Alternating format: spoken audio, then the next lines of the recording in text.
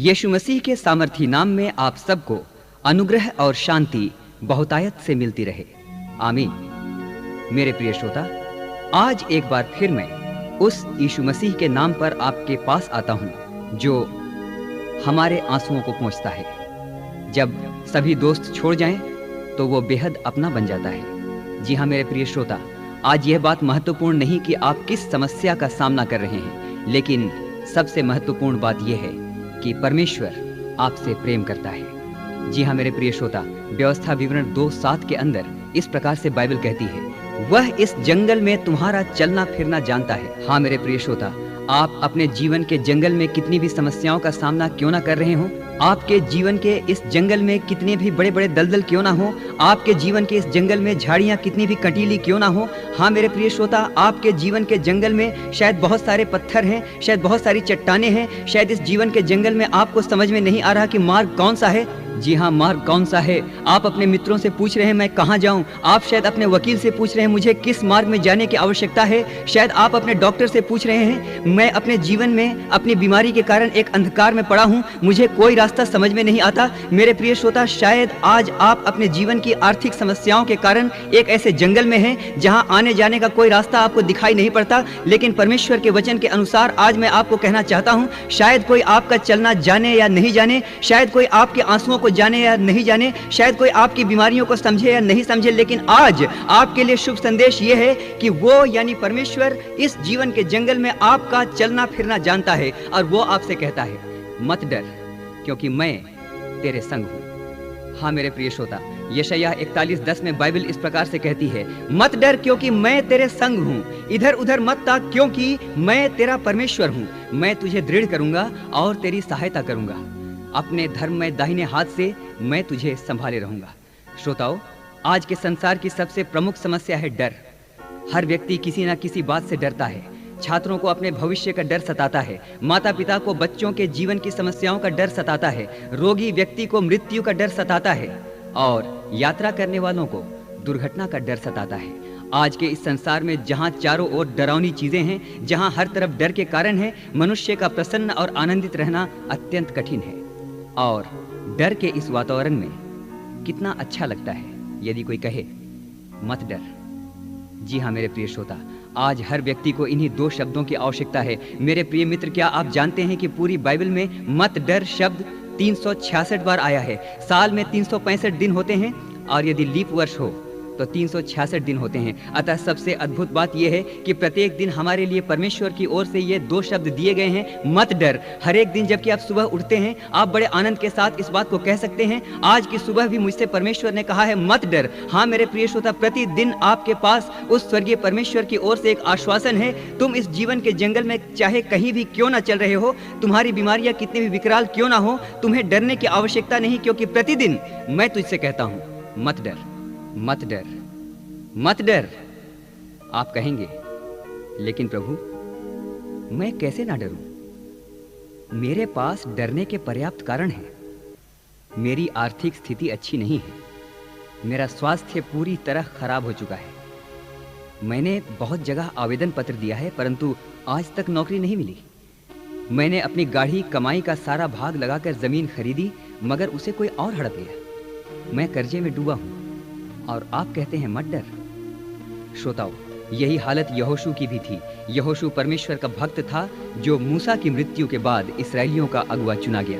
वह अत्यंत भयभीत था, चिंताएं उसे खाए जा रही थीं, वह सोच में पड़ा था, वह व्याकुलता में डूबा था। अब क्या होगा? इतनी बड़ी प्रजा की अगुवाई मैं कैसे कर पाऊंगा? जी हाँ मेरे प्रिय श्रोता, यहोशू के मन में बहुत सारी चिंताएं थी। यहोशू को यह समझ में नहीं आ रहा था इतनी बड़ी प्रजा की अगुवाई वो कैसे करे, इतने लोगों का न्याय वो कैसे चुकाए, इतने लोगों की आवश्यकताओं की पूर्ति वो कैसे करे, यदि कोई उस पर आक्रमण कर दे तो उसका मुकाबला वो कैसे करे। वह अत्यंत डर की हालत में अकेला बैठा था, अत्यंत डर की हालत में, अत्यंत व्याकुलता की हालत में। शायद उसे नींद नहीं आती थी, वह शायद रात रात को चौंक कर उठ जाता था, मेरे अंदर डर है, मेरे अंदर डर है, क्योंकि मेरी समझ में ये नहीं आता मैं क्या करूं। और उसी समय उससे परमेश्वर ने कहा, भय ना खा यहोशू, भय ना खा और तेरा मन कच्चा ना हो, क्योंकि जहां कहीं भी तू जाएगा तेरा यहोवा परमेश्वर तेरे संग रहेगा। क्या इस कैसेट को सुनते समय आप यह सोच रहे हैं मैं अपने परिवार को अपनी सीमित आमदनी से कैसे संभालूंगा? मैं अपने रोगों के इलाज का खर्चा कैसे उठा पाऊंगा? मेरे घर की कमाई पर आशीष नहीं है। मैं बच्चों की शिक्षा का बोझ कैसे उठाऊंगा? शायद मेरे प्रिय श्रोता, आपके किसी प्रियजन को मृत्यु ने निगल लिया है और आप अकेले हैं। शायद समाज में आपका अपमान होता है, लेकिन आज परमेश्वर आपसे कहता है, भयभीत ना हो, भयभीत ना हो, क्योंकि जहां जहां तू जाएगा वहां वहां मैं तेरे संग रहूंगा। जी हाँ मेरे प्रिय मित्र, आज आपके और मेरे लिए यह कैसा अद्भुत आश्वासन है। यह कैसा अद्भुत आश्वासन है कि कोई हमसे कहता है, मत डर, क्योंकि मैं तेरे संग हूं। श्रोताओ, एक बार की बात है, एक छोटी लड़की पानी के जहाज में यात्रा कर रही थी। उस छोटी बच्ची का पिता उस पानी के जहाज का कप्तान था। एक रात की बात है, जहाज समुद्र में चला जा रहा था।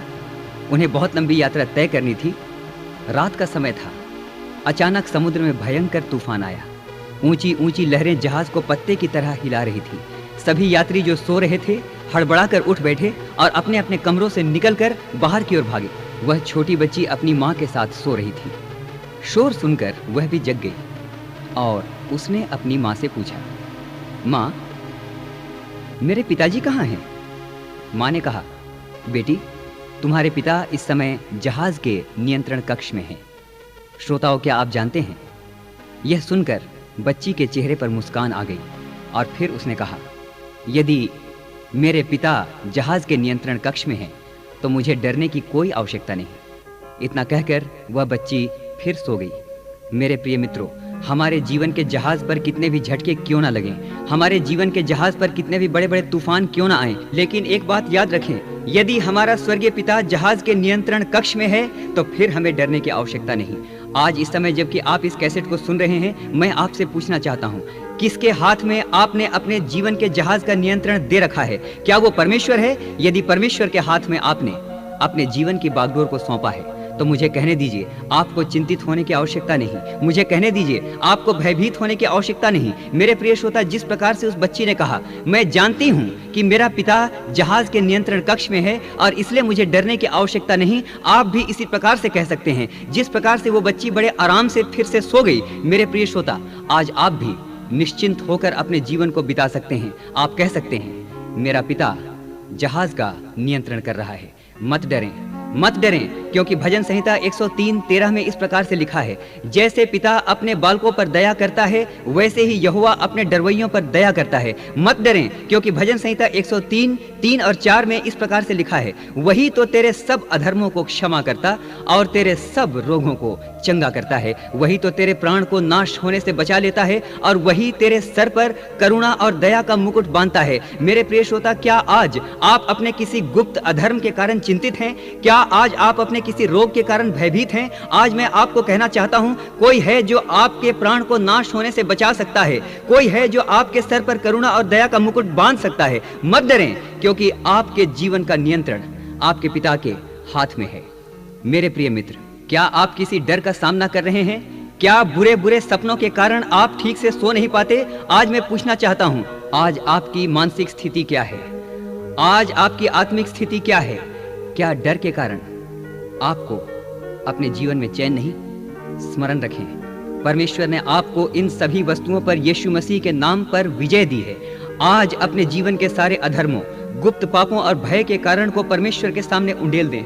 आज कहें, मैं भागते भागते थक गया हूँ, प्यारे पिता परमेश्वर मुझ पर दया करें, मेरे मन के डर को मिटा दें, मुझ में अपनी असीम शांति भर दें। कोई मेरी मदद नहीं कर सकता। आज मैं अपने जीवन के एक ऐसे चौराहे पर खड़ा हो गया हूँ कि कोई मेरा मुकदमा नहीं लड़ सकता। शैतानी ताकतें मुझे सताती हैं, बुरे बुरे सपने मुझे सताते हैं, मेरा हृदय डर के कारण शोकित है। मुझे नहीं मालूम मेरा क्या होगा, मुझे नहीं मालूम मेरे परिवार और मेरे बच्चों का क्या होगा। मुझ पर दया करें, मुझ पर दया करें। मेरे प्रिय मित्र, विश्वास करें, परमेश्वर निश्चय ही दया करेगा। कुछ समय पहले मैंने एक व्यापारी के विषय में पढ़ा था। ऐसा कहते हैं, उसने बड़ा धन कमाया। धन के बढ़ने के कारण लालच भी बढ़ता चला गया और उसने बहुत सारे ऐसे रास्ते अपनाए जो परमेश्वर की दृष्टि में उचित नहीं थे।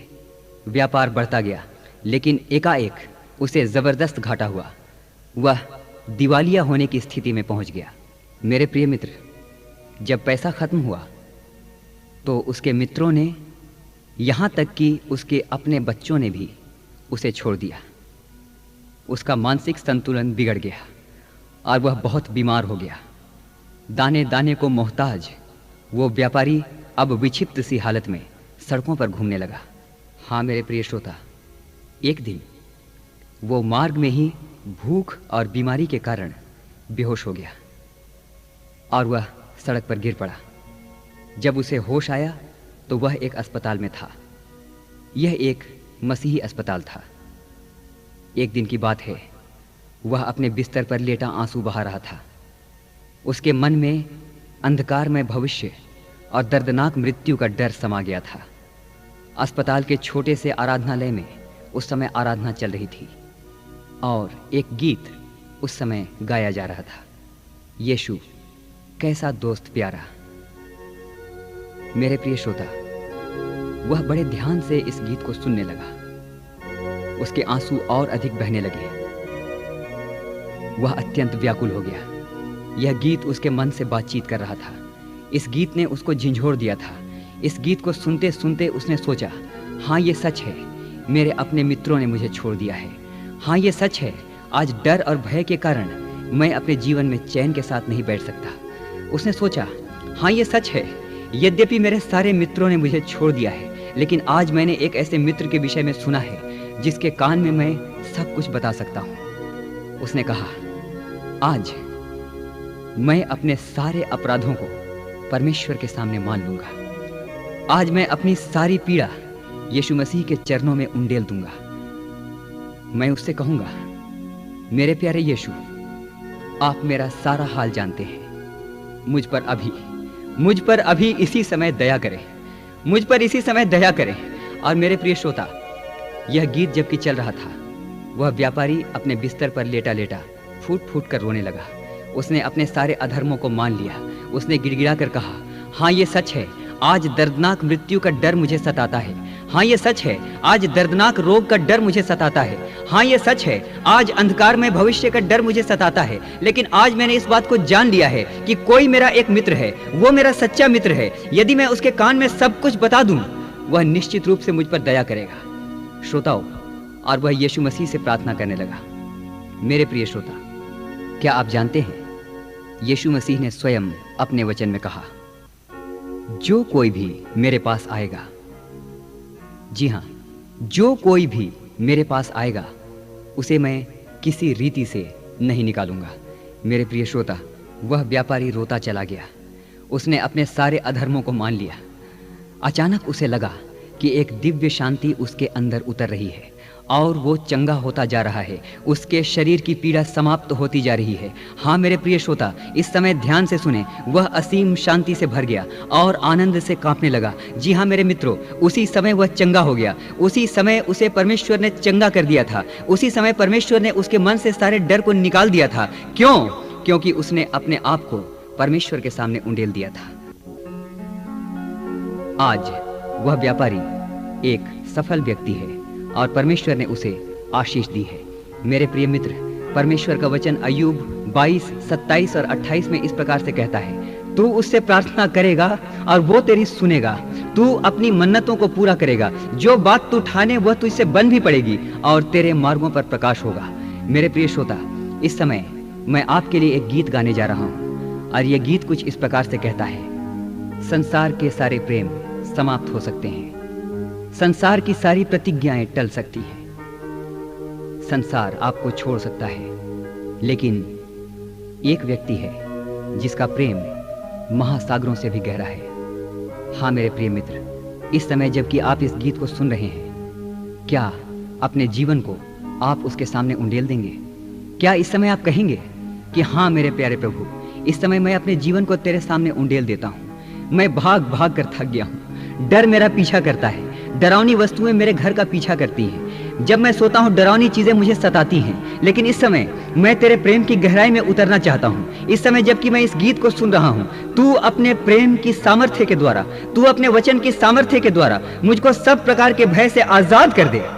हाँ मेरे प्रिय श्रोता, और निश्चित रूप से यीशु मसीह इस समय आप पर दया करेगा। इस गीत को जब सुनते हैं अपने आप को प्रार्थना के भाव में रखिए। परमेश्वर आप पर इस समय दया करेगा।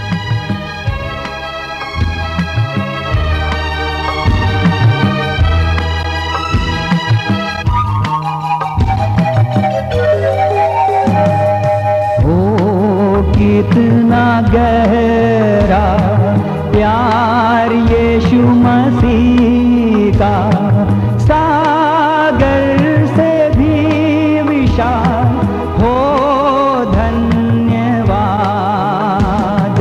हो कितना गहरा प्यार यीशु मसीह का, सागर से भी विशाल हो धन्यवाद।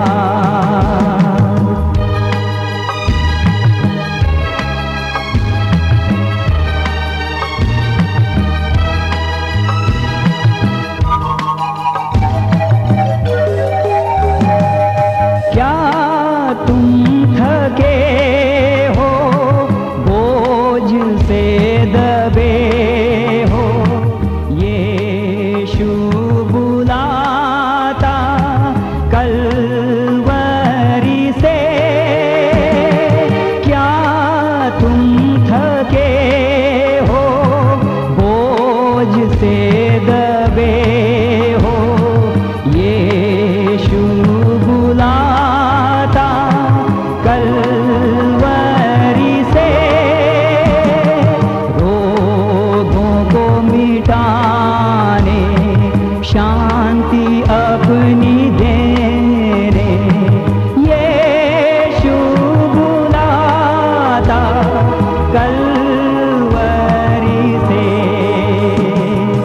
ओ कितना गहरा प्यार यीशु मसीह का, सागर से भी विशाल हो धन्यवाद।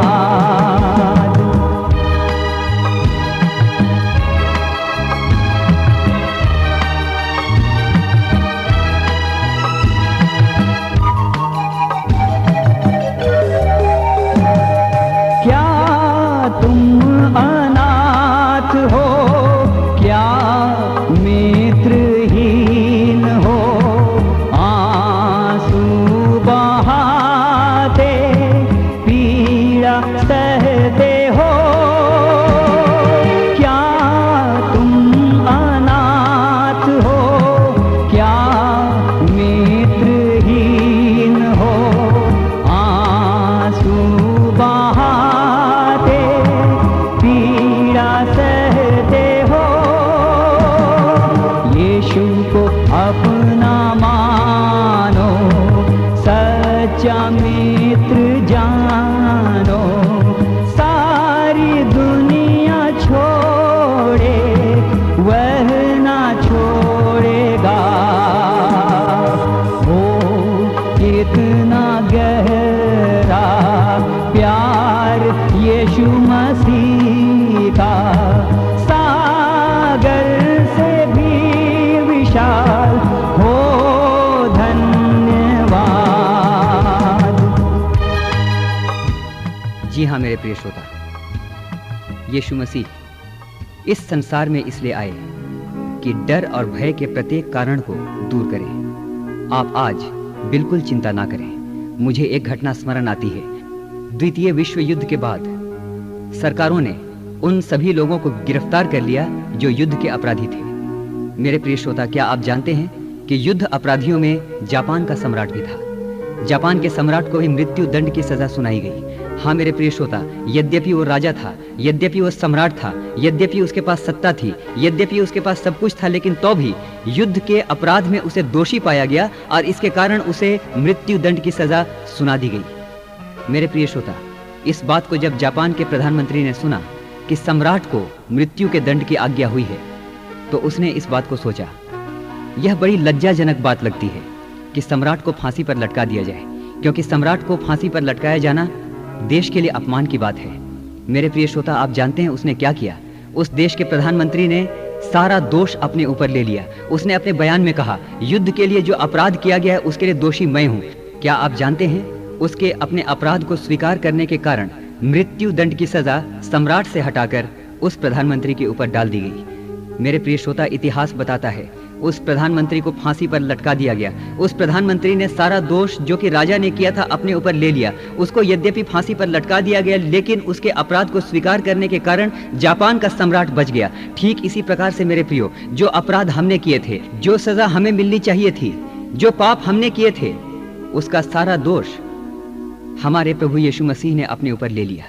और उसने कहा, मैं इनको मरते हुए नहीं देख सकता, मैं इनको पीड़ा का जीवन जीते हुए नहीं देख सकता, मैं इनको रोग का जीवन जीते हुए नहीं देख सकता। मैं इनके सारे रोगों को, मैं अपने इन बच्चों के सारे अपराधों को, मैं अपने इन बच्चों के सारे पापों को अपने ऊपर ले लेता हूं और मैं इनके कारण मृत्यु दंड को सहने के तैयार हूं, ताकि मेरी मृत्यु के कारण मेरे बच्चे बचा लिए जाएं। हाँ मेरे प्रिय श्रोता, इस समय जबकि आप इस ऑडियो कैसेट को सुन रहे हैं, मैं आपसे कहना चाहता हूं, कोई है जिसने आपके अपराधों को उठा लिया है, कोई है जिसने आपके विकलांग शरीर की सारी बीमारियों को उठा लिया है, कोई है जिसने आपके कैंसर को उठा लिया है, कोई है जिसने आपके जीवन की सारी आर्थिक समस्याओं को अपने ऊपर उठा लिया है, कोई है जो आपके आंसुओं की चिंता करता है, कोई है जो आपको समझता है। शायद आपको संसार ने छोड़ दिया है, लेकिन कोई है जो सच में आपको अपने सीने से लगाने के तैयार है, क्योंकि उसने इसके लिए मूल्य चुकाया है। उसने उस क्रूस के ऊपर अपनी जान दे दी है। आज मैं आपसे कहना चाहता हूं, क्योंकि किसी ने आपका मूल्य चुकाया है,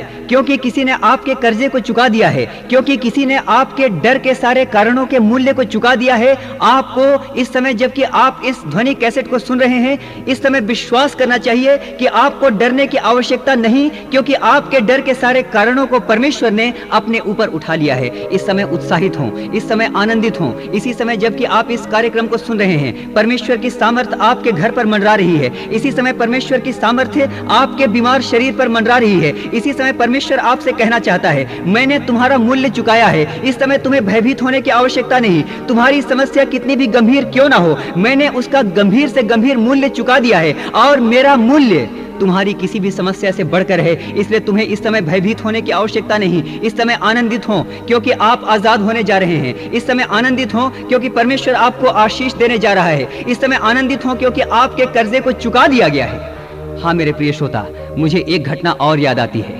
रूस की सेना में एक सिपाही था। उस सिपाही ने किसी से बहुत बड़ा ऋण लिया था। उसके लिए कर्जा चुकाना बहुत मुश्किल हो गया था। वह बहुत ज्यादा तनाव में रहा करता था। वह सोचा करता था, मैं कैसे इस कर्जे को चुकाऊंगा, मैं कैसे इस कर्जे को चुकाऊंगा। इस कर्जे को मांगने वाले मुझे रोज परेशान करते हैं। मैंने अपना सारा मकान तक गिरवी रख दिया है, लेकिन मैं इस कर्जे को चुका नहीं पाया। मैं कैसे इस कर्जे को चुकाऊंगा। एक दिन की बात है, वह रात के समय अपने तंबू में बैठा हुआ था। उसने अपनी डायरी खोली और उसने अपनी डायरी में लिखा, कौन है जो मेरा कर्जा चुकाएगा। मैं कर्जे में डूबा हुआ हूं, मैं व्याकुलता में पड़ा हूं, मैं नहीं जानता कि मेरा क्या होगा, मैं नहीं जानता मेरा कर्जा कौन चुकाएगा। कौन है जो मेरा कर्जा चुकाएगा। मेरे प्रिय श्रोता, उसने अपनी डायरी में इन शब्दों को लिखा और इसके बाद उसने एक गंभीर फैसला किया। उसने एक भयानक फैसला किया। उसका फैसला था, वह आत्महत्या कर लेगा। मेरे प्रियो, वह अत्यंत व्याकुल था। व्याकुलता की हालत में ही जब वह अपनी मेज पर बैठा था, उसे नींद आ गई। वह सो रहा था। रात की बात है। रूस का राजा जार निकोलस उस सैनिक के तंबू में आया। उसने देखा मोमबत्ती जल रही है और कोई वहां पर सो रहा है। वह दबे पांव उस सिपाही के पास आया और उसने उसकी डायरी को पढ़ा। उसकी डायरी में एक सवाल था, कौन है जो मेरे कर्जे को चुकाएगा। हाँ मेरे प्रिय श्रोता, जार निकोलस ने उस डायरी को जब पढ़ा तो उसका मन भी दया से भर गया। उसने तुरंत अपनी अंगूठी निकाली। वह अंगूठी उसकी शाही सील थी। उसने उस शाही सील को उस डायरी पर लगा दिया। उसने अपने हस्ताक्षर किए और उसने नीचे लिखा, मैं रूस का राजा जार निकोलस इस बात की प्रतिज्ञा करता हूं कि इस सिपाही के कर्जे को मैं चुकाऊंगा। मेरे प्रिय मित्र, क्या आप जानते हैं, वह सैनिक जब सवेरे उठा तो डायरी में लिखे हुए शब्दों को पढ़कर उसके आश्चर्य का ठिकाना न रहा। वह आनंद से नाच रहा था। वह आनंद से गा रहा था। क्यों वो नाच रहा था, क्यों वो गा रहा था, क्योंकि उसका कर्जा चुका दिया गया था। मेरे प्रिय श्रोता, जी हाँ, क्या आपको लगता है कि आपके जीवन का सूर्य डूब रहा है? क्या आप पूछ रहे हैं मेरा कर्जा कौन चुकाएगा? क्या आप पूछ रहे हैं रोग और मृत्यु का अंधकार मेरे चारों ओर है, इस हालत में मेरा कर्जा कौन चुकाएगा? क्या आपका ऑपरेशन होने वाला है? क्या आप किसी जेल खाने के अंदर हैं? क्या आपको मृत्यु दंड की सजा हो गई है? इस समय मैं परमेश्वर का सेवक होने के नाते आपसे कहना चाहता हूं, भयभीत ना हो, क्योंकि आप कितने भी बीमार क्यों ना हो, आप कोई भी क्यों ना हो, आपका कर्जा यीशु मसीह ने चुका दिया है। उसने उस क्रूस पर अपने लहू को बहाकर आपका कर्जा चुका दिया है। इसी समय परमेश्वर को ढूंढें, इसी समय उसे पुकारें, इसी समय उसके क्रूस की ओर देखें। शायद आप कहते हैं मुझे परमेश्वर ने भी छोड़ दिया है, मगर परमेश्वर कहता है, क्या ये हो सकता है कि कोई माता अपने दूध पीते बच्चे को भूल जाए और अपने जन्माए हुए लड़के पर दया न करे? हाँ, वो तो भूल सकती है, परंतु मैं तुझे नहीं भूल सकता। मेरे अति प्रियो, इसी समय परमेश्वर आपको मिल सकता है। शायद उसी सिपाही की तरह आप भी चिल्लाकर पूछ रहे हैं, कौन है जो मेरा कर्जा चुकाएगा? इस समय देखें कि परमेश्वर का वचन क्या कहता है। परमेश्वर के वचन में इस प्रकार से लिखा है, यीशु मसीह तुम्हारा कर्जा चुकाएगा, क्योंकि वो इस संसार में इसलिए आया कि आप जीवन पाएं और बहुतायत का जीवन पाएं। मेरे प्रिय श्रोता, किसी भय का शिकार ना हो, किसी प्रकार के अंधेरे को अपने जीवन के अंदर हावी होने ना दें, क्योंकि परमेश्वर आपसे कहता है, भयभीत ना हो, मैं तुम्हारा कर्जा चुकाऊंगा। जी हाँ मेरे प्रिय मित्र, आज परमेश्वर आपके सभी कर्जों को चुकाने के तैयार है। वो परमेश्वर जिसके विषय भजन संहिता 96:4 में लिखा है, यहोवा अर्थात परमेश्वर महान और अति स्तुति के योग्य है। जी हाँ मेरे प्रियो, वो परमेश्वर जिसके विषय भजन संहिता 104:1-2 में इस प्रकार से लिखा है, वह उजियाले को चादर की नाई ओढ़े रहता और विभव तथा ऐश्वर्य का वस्त्र पहने हुए है। मेरे प्रिय श्रोता, वो परमेश्वर आज इस समय आपकी प्रार्थना को सुन रहा है, जिसके बारे यशायाह 66:1 में कहा गया है, आकाश उसका सिंहासन और धरती उसके पांव की चौकी है। जी हाँ मेरे प्रिय श्रोता, आज उस परमेश्वर के सामने आप बैठे हैं इस समय, जबकि आप इस परमेश्वर के वचन को सुन रहे हैं। याद रखें, आप किसी कमजोर मनुष्य की आवाज को नहीं सुन रहे, लेकिन ये सर्व सामर्थी परमेश्वर का जीवित वचन है। हाँ मेरे प्रिय श्रोता, आप उस परमेश्वर से इस समय बातें कर रहे हैं, जिसके बारे में भजन संहिता 68:19 में इस प्रकार से लिखा है, वह प्रतिदिन हमारा बोझ उठाता है। भजन संहिता 102:17 के अनुसार वह लाचार की प्रार्थना की ओर मुंह करता है और उनकी प्रार्थनाओं को तुच्छ नहीं जानता। हाँ मेरे प्रिय श्रोता, इस समय आप निश्चिंत हो जाएं, इस समय आप आनंदित हो जाएं, क्योंकि परमेश्वर आपकी प्रार्थनाओं को सुनने के लिए इस समय आपके कमरे में है। इस समय यीशु मसीह स्वयं आपके कमरे में है। इस समय वह आपको आशीष देने जा रहा है। आइए इस समय, जबकि हम प्रार्थना करने जा रहे हैं, अपने अपने मनों को परमेश्वर की ओर उंडे लें। इस समय कहें, यद्यपि तू उजाले को चादर की नाई ओढ़ता है, यद्यपि तू ऐश्वर्य और विभव का वस्त्र ओढ़े हुए है, यद्यपि आकाश तेरा सिंहासन और धरती तेरे पांव की चौकी है, लेकिन तो भी मैं जानता हूं तू लाचार की प्रार्थना को तुच्छ नहीं जानता। तू एक टूटे हुए दिल के मनुष्य को तुच्छ नहीं जानता। तू आज मेरा आदर करेगा।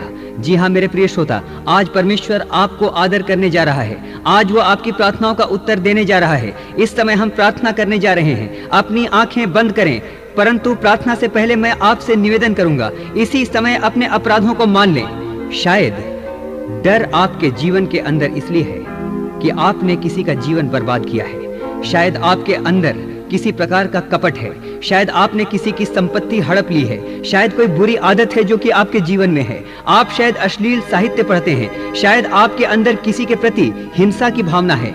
क्या आपके जीवन में हत्या और व्यभिचार का पाप है? इसी समय पश्चाताप करें। परमेश्वर आज आपका कर्जा चुकाने जा रहा है। इसी समय यदि आप पश्चाताप करते हैं तो मुझे कहने दीजिए, चंगाई आपकी है। आप इस समय आशीषों के बिल्कुल पास हैं। बीमार भाई अपना हाथ इसी समय अपने सीने पर रखें। परमेश्वर की चंगाई आप पर उतरने जा रही है। क्रोध और ईर्ष्या और बुरी भावनाओं के शिकार भाई और बहन अपना हाथ इसी समय अपने सर पर रखें।